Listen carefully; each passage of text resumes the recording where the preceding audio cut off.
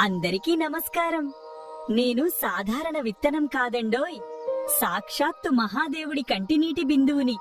సతీమాత దక్షయజ్ఞ సమయంలో అగ్నికి ఆహుతి అవ్వగా శివుడు తపస్సుకు వెళ్లి చాలా కాలం తరువాత కళ్ళు తెరిచాడు. అప్పుడు ఆయన కంటి నుండి భూమిపై రాలిన నీటి బిందువుల నుండి వచ్చిన రుద్రాక్ష వృక్షాల ఫలమే నేను. హిమాలయ పర్వతాల నుండి భారతదేశంలో నా వృక్షజాతి ముఖ్యంగా నేపాలు ప్రాంతంలో కనిపిస్తుంది. నా ప్రతి గింజపై కనిపించే గీతలను ముఖాలు అంటారు. ఆ ముఖాల సంఖ్య ఆధారంగా నా శక్తి మారుతుంది.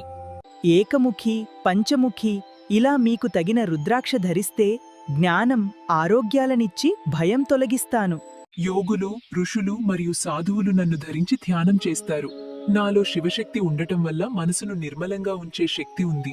అందుకే నన్ను కేవలం అలంకారంగా కాకుండా శివుని ప్రసాదంగా ధరించి భస్మంతో శివార్చన చేయండి. మీరు కూడా నుదిటిన ఆ విభూది పెట్టుకోండి. మీకు ఎన్నో శుభ ఫలితాలను పరమేశ్వరుడు ప్రసాదిస్తాడు.